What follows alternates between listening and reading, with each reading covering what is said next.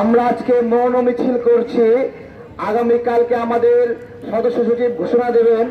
আমরা বাইতুল মোকাররমের গেট থেকে জোহরের নামাজের পরে তাকবীর মিছিল আমরা শুরু করব। কারণ কি? কারণ হলো বিপ্লব সরকারের কথা মনে আছে পুলিশ অফিসার?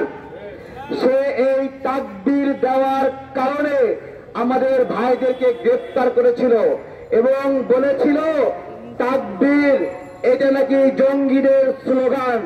আমাদের এই স্লোগানে আগামীকাল জোহরের পরে আমরা প্রতিবাদ করব। ইসকনের চিন্ময় বলেছিল নারায়ে তাকবীর যে রকম স্লোগান যে কেউ দিতে পারে, হরে রাম হরে কৃষ্ণ বা জয় শ্রীরাম যে কেউ দিতে পারে। এইটা কবে দিল বক্তব্য? এইটা হাসিনা সরকারের পতনের পরে যখন ইউনূস সরকার আসলো তখন দিল। চিন্ময় সরকারকে বলি, এই বক্তব্য হাসিনার সময়ে দিল না কেন? উত্তর দিতে পারবা? তখন তো এই বিপ্লব সরকারদেরকে সাথে করে নিয়ে তাকবীর দেওয়ার জন্য নিপীড়ন করেছিল, মারপিট করেছিল। এখন আসে ভুল পাল্টাচ্ছ কেন? সরকারকে বলছি অতিরিক্ত সুশীল আচরণ করবেন না। আপনাদের সুশীল আচরণের কারণে রাষ্ট্রপক্ষের আইনজীবী সাইফুল ইসলামকে খুন হতে হলো। আপনারা নওফেলকে গ্রেপ্তার করেননি, যে নওফেল স্বশিক্ষিত মুসলিম হয়েও ইসকনের সদস্য ছিল। তাই তো নওফেল আজকে ষড়যন্ত্র করছে মুসলমানের বিরুদ্ধে। প্রিয় ভাইয়েরা, ইসকন তারপরে সনাতনী জাগরণী মঞ্চ অথবা যে কোনো সংগঠন, হিন্দুদের সংগঠন এইটা, এই ইসকন না থাকলে তখন আরেকটা মিসকন থাকবে, মিসকন না থাকলে ডিসকন থাকবে, সেটাও না থাকলে সনাতনী জাগরণী মঞ্চ থাকবে, না হলে সনাতনী ঐক্য পরিষদ তৈরি হবে।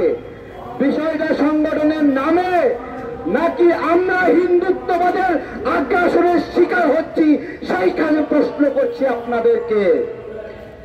ভালো করে স্মরণ করেন, নামে সমস্যা নাকি আমরা হিন্দুত্ববাদের আগ্রাসনের শিকার করছি?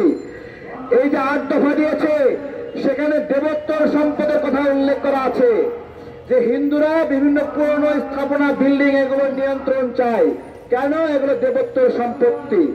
আরে তোমার দেবোত্তর সম্পত্তি 1947 সালে দেশ ভাগের সময় মুসলমানদের কাছে বিক্রি করে ভারতে চলে গেছে।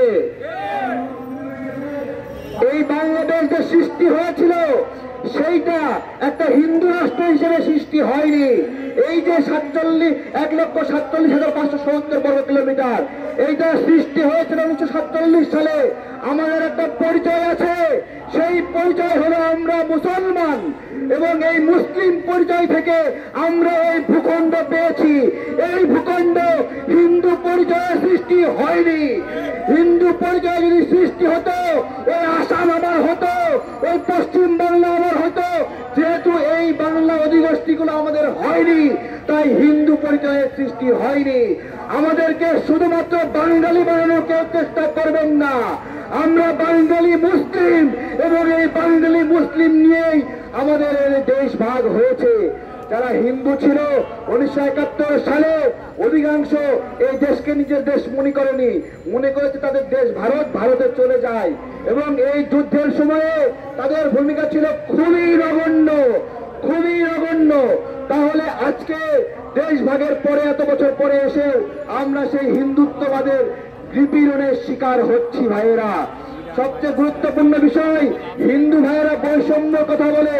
8 দফা কি তারা 8 দফা জানে না? খালি বলে বৈষম্য করা হচ্ছে। আমরা সমতা চাই, আমরা জানতে চাই 8% হিন্দু নাগরিক কোন ষড়যন্ত্রের মাধ্যমে 32% সরকারি চাকরি দখল করলো।